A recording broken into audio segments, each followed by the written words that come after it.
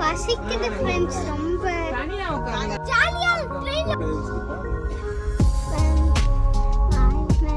காலையில ஆயிடுச்சு ஃப்ரெண்ட்ஸ். நம்ம இப்ப எல்லாத்தையும் முடிச்சு ட்ரெயின்ல டிராவல் பண்ணியே தலை வலிச்சிருச்சு. இப்ப நம்ம பஸ்ல தான் இருக்கோம்.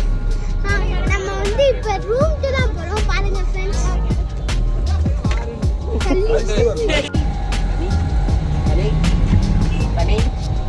யார் தண்ணியில அவங்களுக்கு பேர் இருக்கா?